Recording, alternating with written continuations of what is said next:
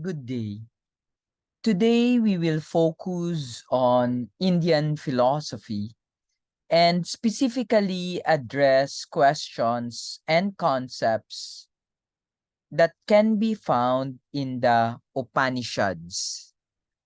This is still part of a longer discussion about the Vedas, and more specifically, we would look at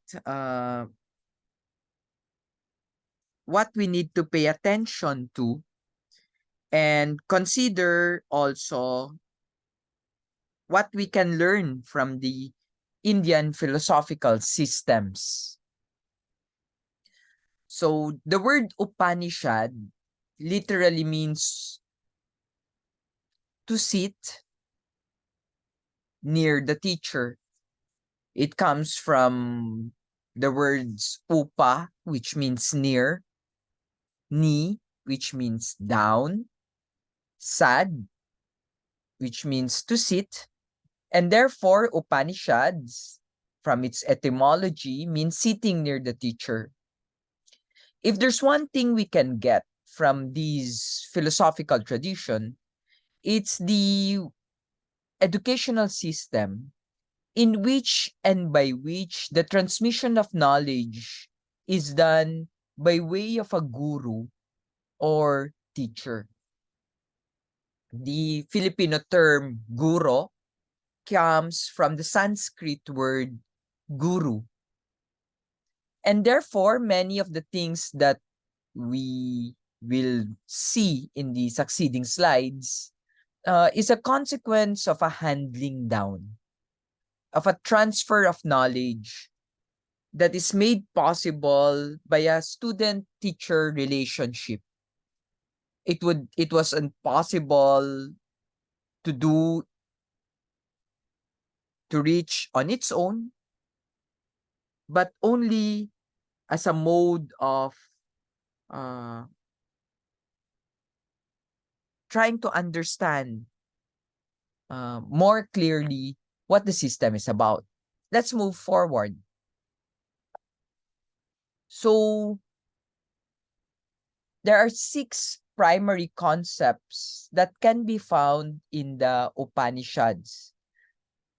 There are 10 principal Upanishads, and the 10 principal Upanishads are, and I'm sure to murder the pronunciation of these names as I'm not Indian, are Isa, Kina, Katha, Prasna, Mundaka, Mandukya, Chandogya, Bradaranyaka, Aitareya, and Taitiriya.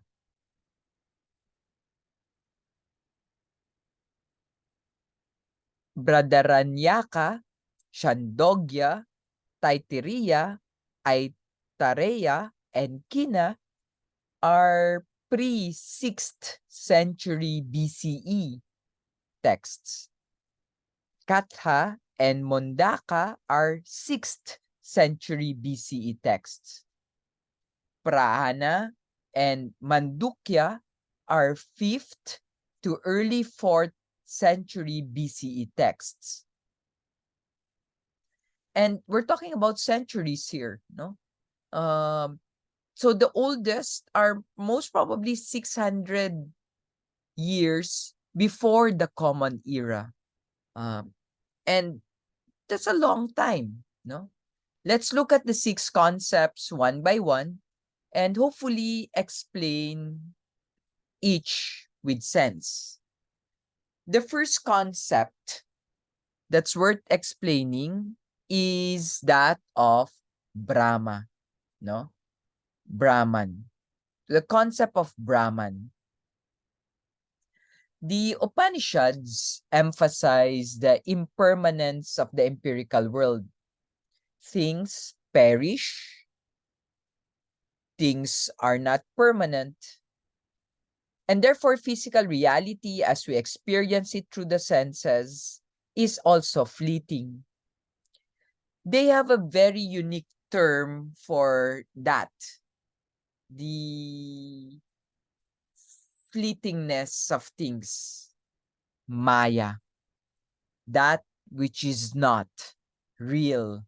That which is not permanent, even if it appears to be.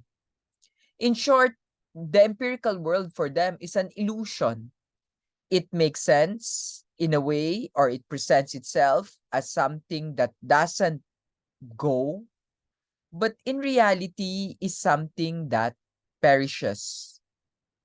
Beyond Maya, however, beyond the empirical world, there is an unchanging reality, which we read in the Upanishads as Brahman, which literally means to expand, to go beyond, to transcend. So while the empirical world, physical reality as we experience it through the senses, is fleeting, there is this reality that is not.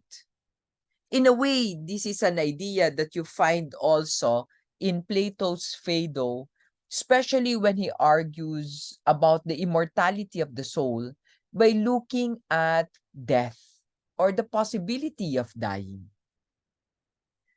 So, there are four claims about Brahman. Brahman is the fundamental principle of the universe. We read that in Kina 4 when we read, this is the truth of Brahman in relation to nature, whether in the flash of the lightning or the wink of the eyes, the power that is shown is the power of Brahman. Or in Kina Upanishad 5, we read also, this is the truth of Brahman in relation to men. In the motion of the mind, the power that is shown is the power of Brahman. So Brahman is the fundamental principle of reality, no? And it is in this fundamental principle that we actually see all things.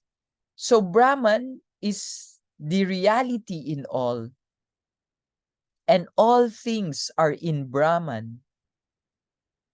Let's read that in Mundaka 2. Self-luminous is Brahman, ever present in the hearts of all. He's the refuge of all. He's the supreme goal. In him exists all that moves and breathes. In him exists all that is. Or in Svetasvatara, we can read also, thou art the fire, the sun, the air, the moon, the starry firmament. Thou art Brahman supreme. Thou art the waters. Thou, the creator of all. Filled with Brahman are the things we see. Filled with Brahman are the things we see not. From out of Brahman floweth all that is. From Brahman all, yet is he still the same. To understand how Brahman is the reality in all,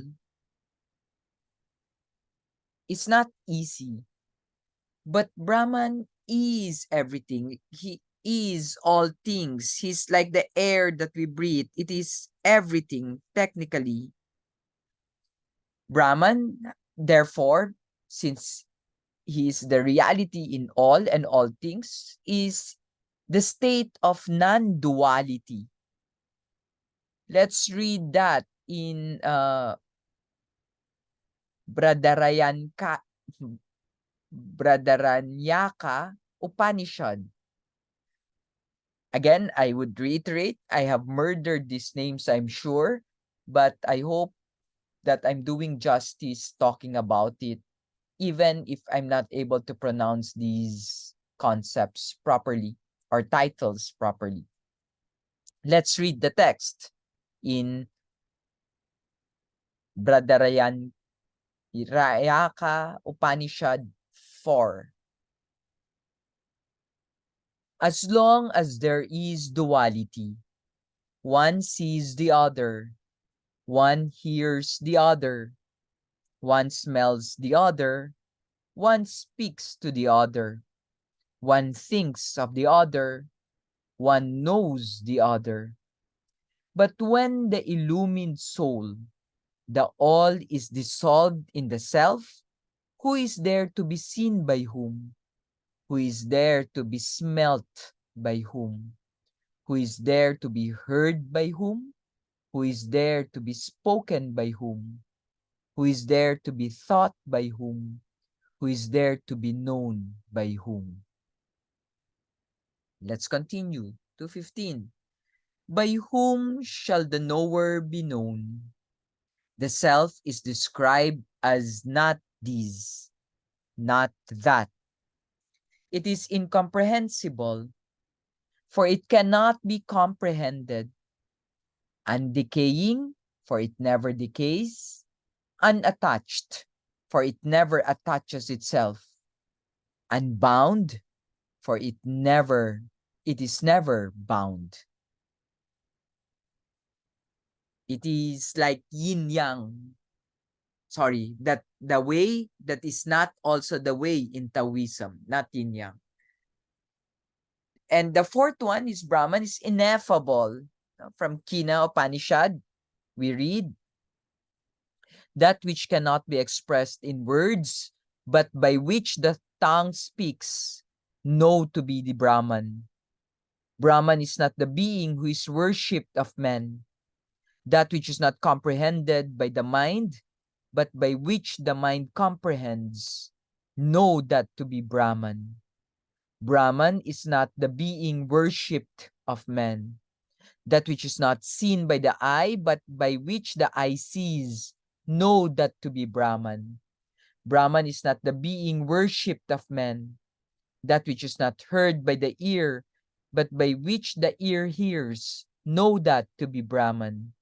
Brahman is not the being who is worshipped of men, that which is not drawn by the breath, but by which the breath is drawn, know that to be Brahman. Brahman is not the being worship of men.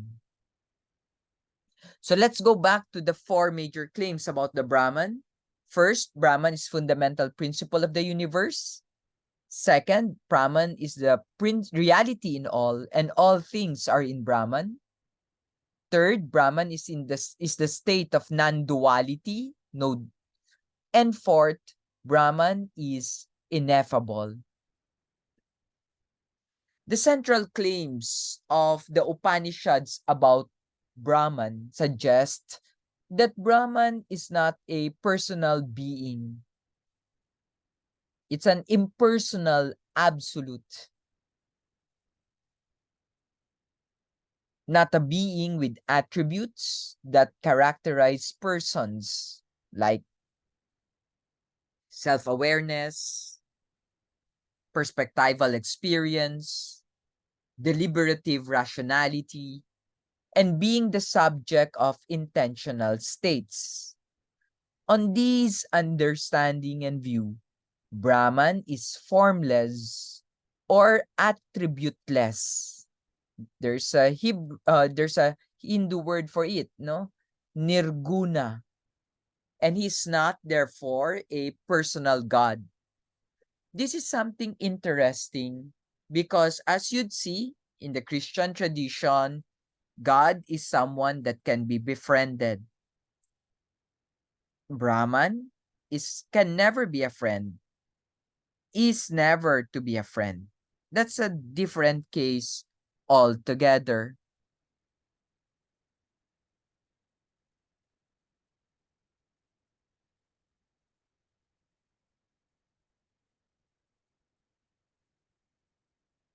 So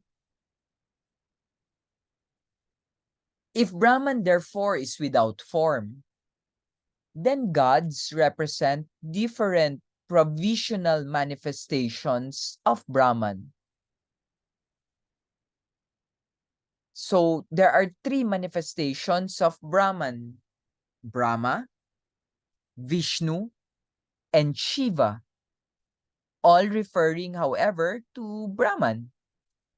The Trimurti, the three forms, represent Brahman, manifested in the process of creation, preservation, and dissolution and recreation of the entire cosmos. The Trimurti, this system, was organized in the Puranas, which was composed during the Gupta period, about 320 to 540 Common Era. After the ascendancy of the Brahma, Vishnu, and Shiva, these god forms became widespread in the Indian culture. And that's the reason why we will see this all over again in the Hindu tradition. They always have an understanding of Brahma, Vishnu, and Shiva. So, Brahma as personal god. The Upanishads, however, and quite interestingly, true to the initial understanding of Brahman as a non-duality, will also manifest himself as personal god. The Upanishads refer to Brahman under various attributes like Saguna Brahman, including those indicative of personhood, which are knowledge, will, and also moral goodness. Some passages in the Mundaka Upanishad subordinate imperishable Brahman to the supreme Purusha or person who is also Brahman. We read, for example, heavenly, formless is the person, Purusha. He comprises without and within. Unborn is he, without breath, without mind, effulgent, higher than the high imperishable that is the Brahman. Other later Upanishads emphasize personal theism, and we see that in Katha, in Isa, and even in Sventasvatara. Again, I'll reiterate, I'm sure I might have murdered the names, and may Brahman forgive me for doing that. Or Brahma, because Brahman is impersonal. Is Brahman the creator? The Upanishads speak of Brahman as creator. However, even when Brahman is conceived of in personal terms, creation will always refer to a necessary emanation or flowing, overflow even, of the universe from the being of Brahman, like the flowing of a web from a spider. The idea of a flowing of the web from a spider is not an accidental reference. Remember, a spider, Neil Gaiman wrote a very interesting novel, Ananda Kids. That's because there's of course a reference to Ananda, the spider god. But here you'd read bliss. Ananda is Brahman. For from bliss all beings are born. By bliss, when born, they live. And into bliss they enter at their death. Taitiriyaka Upanishad 3.6. The Upanishads, therefore, affirm eternal, cyclical processes of the origination of order, its evolution, and also its eventual dissolution. That is also something we can look at.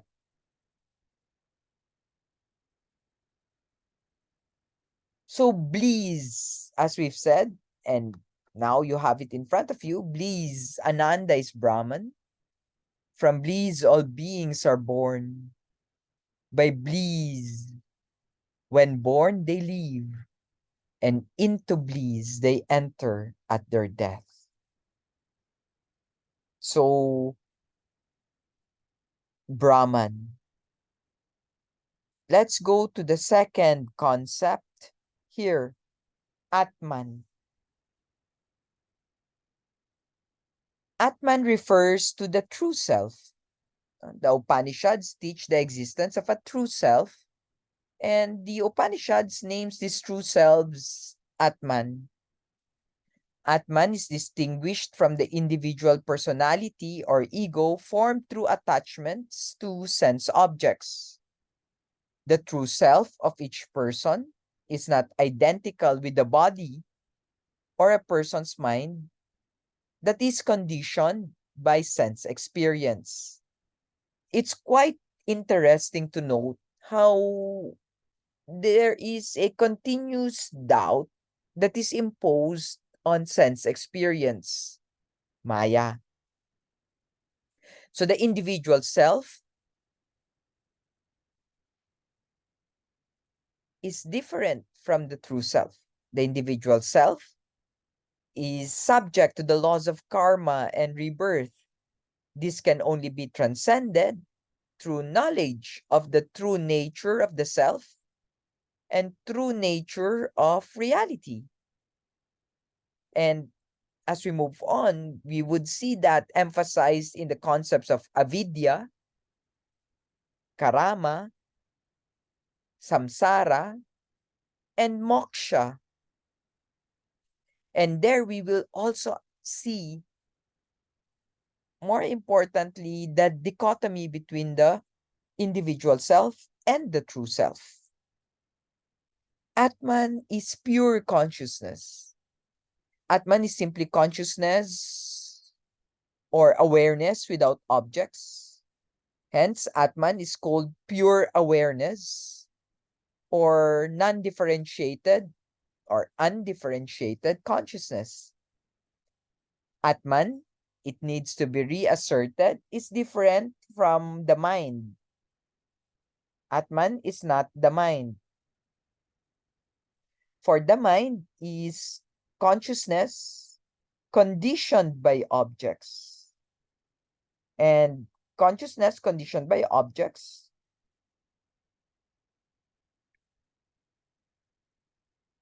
refers to the duality between the subject and the object, something that is a rather modern contribution.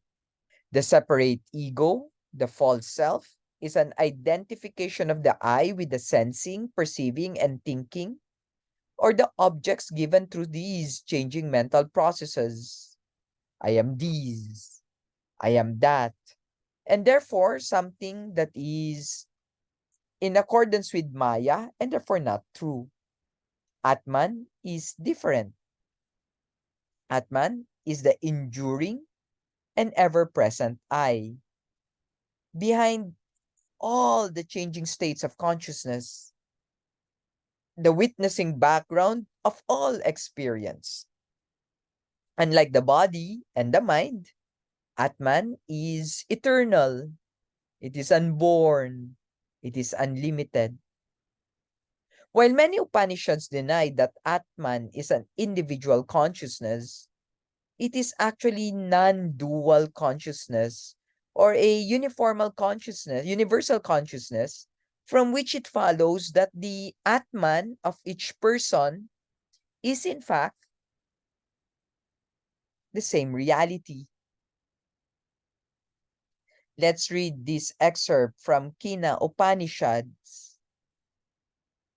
The wise one is not born. nor dies. This one has not come from anywhere, has not become anyone. Unborn, constant, eternal, primeval, this one is not slain when the body is slain. He who is the bodiless among bodies, stable among the unstable, the great, all-pervading self. On recognizing him, the wise man sorrows not. From Kina Upanishads. Now let's read from Bradarayan. I'm murdering the name again. Bradaranyaka Upanishad. That self, Atman, is not these. It is not that. Neti, neti. It is unseizable, for it cannot be seized. We cannot hold it. Hindi pwedeng hawakan. Indestructible, for it cannot be destroyed. Unattached, for it does not attach himself. Is unbound, does not tremble, is not injured. Of course, we're not just talking here about soul.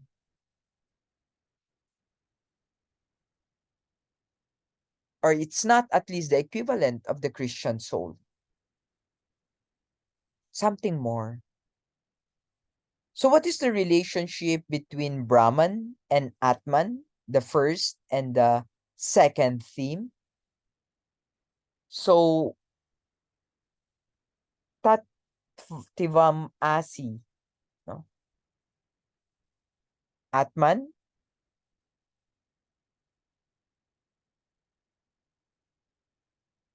thou, Atman, art that, Brahman. That's from the Chandogya Upanishads. Here, from this line alone, there seems to be a oneness between Atman and Brahman, that they seem to be the same, no? Thou are you, Atman, are that, Brahman. This is a famous and controversial passage from the Upanishads.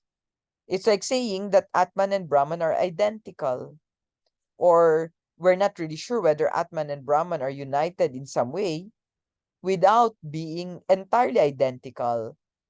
Or is Brahman from the divine perspective and Atman from the human perspective? We're not actually sure. But that line is a single sentence worth reflecting about. Thou, Atman, art that, Brahman. Thou art that. We're done with the Brahman. We're done with the Atman. Let's go to the third concept, and it's the concept of the Avidya. No? The concept of the Avidya. The human perspective is characterized by ignorance or avidya, ignorance of the true nature of reality and the true nature of self. So being human is being ignorant. That's what it's saying. Ignorance as deprivation. Deprivation of what? Deprivation of an understanding of the true nature of reality and of the true nature of the self. Human persons identify themselves with their body or with their individual states of consciousness formed through contact with and attachment to sense objects. And because of that identification with my body, my face, identification with my intelligence, with my emotions, and identification with my understanding of myself, we are also able to develop a false ego, and that this false ego also constitutes a false self. No?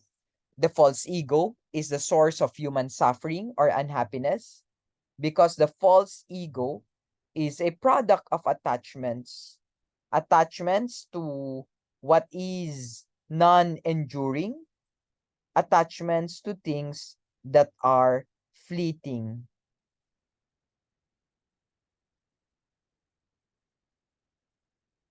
And because of that, it's the attachments to what we think is permanent or eternal that actually causes ignorance, is ignorance for that matter.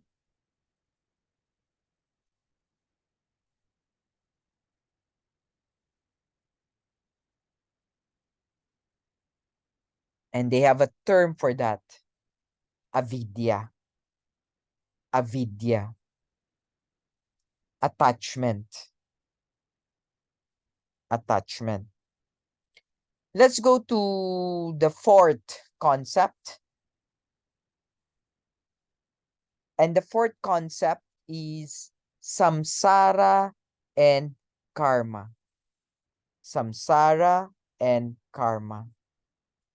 The Upanishads teach that all life forms move through repeated cycles of birth, death, and rebirth until final liberation from this cycle. So we actually are in a repetitive cycle of birth and rebirth and again, back again, birth and rebirth. Why is it important to pay attention at these? Precisely because this is a cycle of karma. The cycle of death and rebirth is called samsara. No? That's the cycle, samsara. I just called it karma a while ago, but I stand corrected. So the cycle of death and rebirth is called samsara, but the fuel or energy that makes the rebirth possible is karma. But going back to the previous slide, it says the cycle will continue until final liberation from the cycle. So what does that tell us? That there is a liberation to this cycle. No, there is a liberation to this cycle. And the liberation to this cycle, the termination of the cycle, they also have a word for that. Moksha. Moksha. No, moksha. That's the term for the liberation, termination of the cycle. So the play of samsara and karma is broken by moksha. Bradarayan, we're doing this again. Bradaranyaka Upanishads would say, where one's mind is attached, the inner self goes there too with action, being attached to it alone. Obtaining the end of his action, whatever he does in this world, he comes again, and from that world to this world of action, so the man who desires. When one's mind is attached, the inner self goes there too with action, being attached to it alone. We attach, we imprint on objects we are attached to, obtaining the end of his action. Whatever he does in the world, he comes again from that world to this world of action. So we're tied. No? So rebirth is fueled and directed by karma. No? From the Sanskrit root kri, which refers to action, does the fueling function. No? Broadly stated, karma is a law of cause and effect, according to which actions in one lifetime influence actions in the next life. No? So, so the principle of cause and effect is ongoing. No?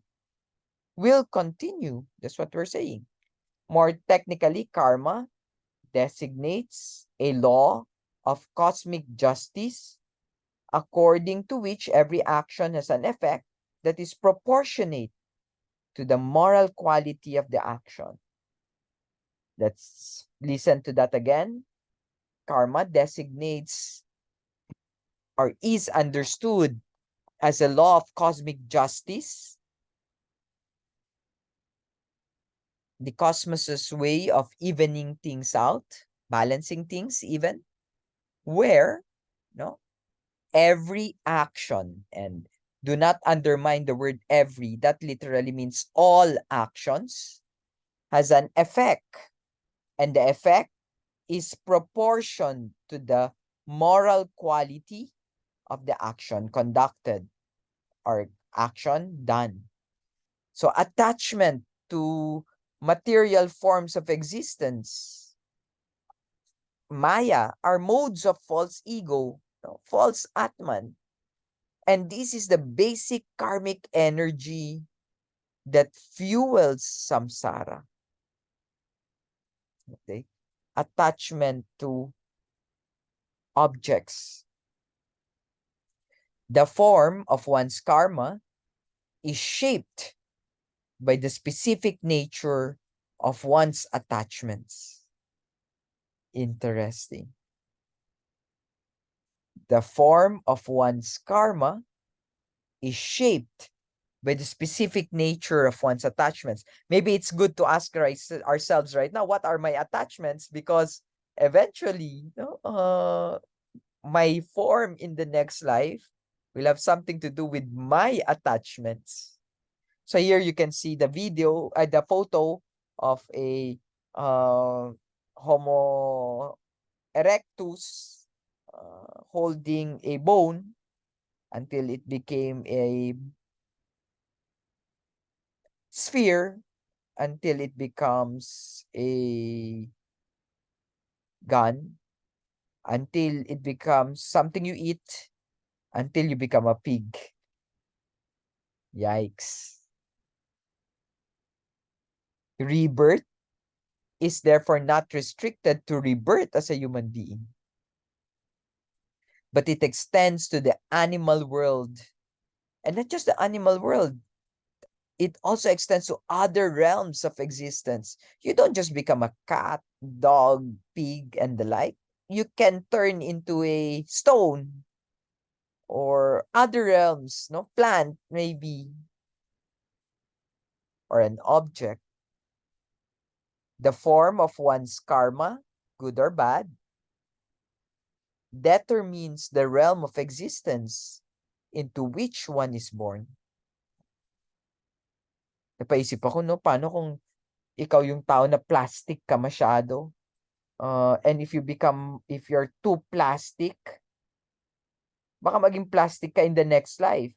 Kaya nga lang, ang tragic nun, di ba? Kasi lifespans of pigs are very short. Lifespans of mosquitoes are very short, no? Pero paano kung naging plastic ka? Matagal-tagal ang 300 years for a the Zesto straw, the straw that we use for our Tetra Paks, that's about 300 years to decompose. Paano kung gawin kang ganung plastic or gawin kang orokan? Patay ka. You'll habang yung iba mong kasama sobrang tagal ng buhay, pero kaplastikan mo, you'd stay longer. Oh my God. Rebirth, however, is not desirable. It implies that a person is still trapped in ignorance about the nature of reality through various attachments to sense objects. Suffering associated with material existence has not yet been transcended. And until you haven't transcended that, you will be born and reborn and born again over and over. Another interesting concept is moksha. No? We said there are 6, so we're on the 5th already. Let's just recall the first 4: Brahman, Atman, Avidya, ignorance, Samsara and karma, that's the 4th, and moksha. Moksha is the state of release from samsara, no, or reincarnation or rebirth. Remember, in this concept or understanding, attachments lead to false ego. False ego leads to karma, and karma leads to samsara. No, samsara. So when you're attached to something like life, you become so fixated with it, it becomes your false ego. And it will serve as a fuel, karma, to your rebirth eventually, samsara. What is required, therefore, in order for moksha to transpire is a dismantling or even a dissolution of the false ego. Therefore, we must let go of our attachments to sense objects or to material forms of existence. Something that we should consider.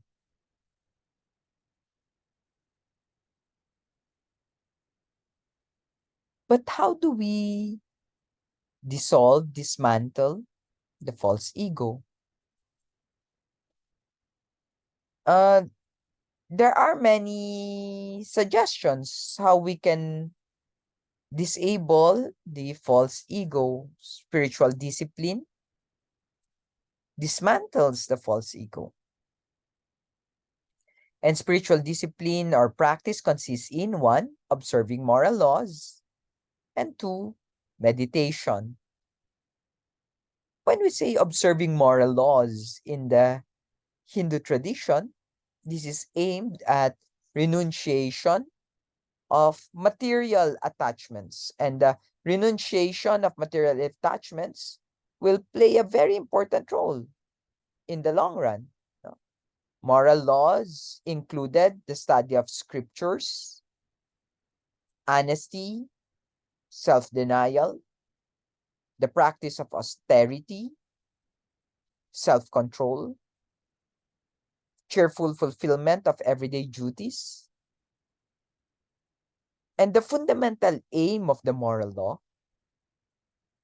is self-abnegation and also the renunciation of selfish desires. All selfish desires for that matter. So observing moral law necessitates that. No? Since the false ego is formed, created by attachments to sense objects, it is dissolved by non-attachment to sense objects. Attachments to sense objects, to wealth, for example, creates a disturbance in consciousness. Amazing. It's very amazing. It disturbs you. And that's the reason why meditation, dhyana, stills down, quiets consciousness, thereby allowing the realization, fulfillment of Atman.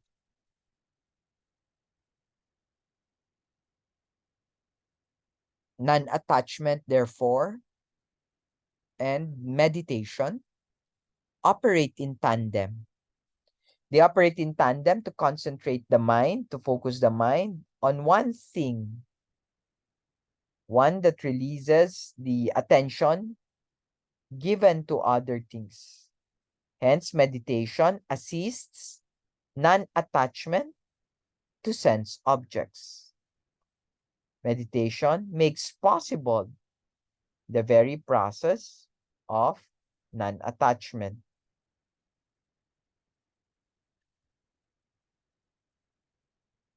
Meditation now. Eventually, uh, this will grow and develop, no?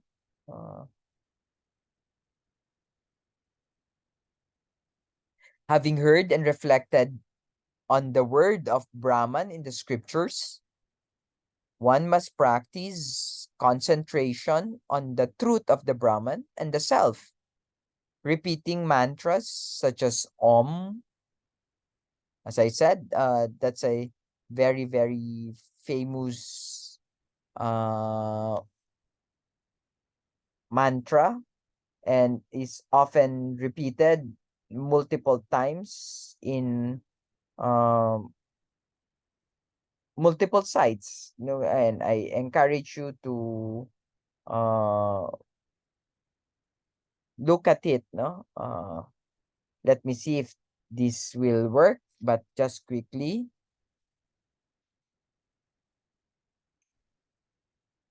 So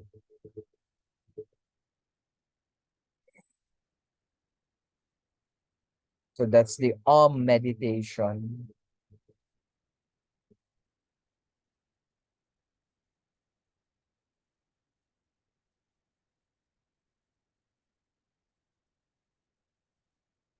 So that is the Om is the cosmic power of Brahman, or Aham Brahmasmi. If you don't like Om, you can just say Aham Brahmasmi or I am Brahman. So specific meditation techniques, schools even, were passed on through one personal guru. So there is no specific account or methods of how this is done in the Upanishads. In the yoga traditions, it will be clearer, of course. You've heard these words, phrase mentioned. I've mentioned it a while ago, neti neti. And let's look at what neti neti means. No? So the Upanishads also teach that Atman is realized by one, identifying the temporary nature of the mind and body, which we mistake for the self, and two, realize that the I is distinct from the mind and body. That we reduce ourselves to the mind and body when we are greater than the mind and body. This is called neti neti, meaning not these, not that. Not these, not that. No? Neti neti. Through meditation, the subject realizes I'm not my thoughts. I am aware of my thoughts. I am not my feelings. I am aware of my feelings. I am not the sensation. I am aware of the sensation. Thus, I am awareness, the witnessing background of all experience. And that's an affirmation of who I am. So, moksha, liberation, is achieved through those two aspects of observing the moral law and meditation. Moksha, therefore, is freedom from samsara, and as such constitutes freedom from suffering. Moksha is absolute consciousness. Moksha is absolute consciousness, Brahman realization, and self-realization. Since the true nature of reality, Brahman, and the true nature of self is perceived properly. So desire for transient things, desire for impermanent things limits freedom. So only that which eliminates desire can be free. Only that which liberates desire can be free. So the realization of Brahman in the self is very, very important. No? And we see that in Sat Chit Ananda. No? Sat, being, Chit, consciousness, Ananda, bliss. Satchiananda is the name of Brahman also. So, moksha is union with the Brahman. No? Satchitananda. Let's read that from the Chandogya, from Chandogya. As rivers flow into the sea, and in so doing lose name and form, even so the wise man, freed from name and form, attains the supreme being, the self-luminous, the infinite. Let's go back to the 6 concepts that we've mentioned. We've started talking about Brahman. We've looked at Atman. We've looked at suffering, Avidya, the relationship between karma and samsara, and lastly, liberation. These are the sources that were used in the creation of these slides. And I am thankful to the good slide designer uh, who spoke of the 6 concepts or organized this lecture on the 6 concepts. Thank you very much. And I hope that this was in fact a Upanishad experience for you. That being the case, I hope you'd still read excerpts of the Upanishads, as they will play an important role in our understanding of things. If you have questions, please do not hesitate to post below. If none, please share, like, and subscribe to this YouTube channel, Samo't sa Simula. Thank you very much.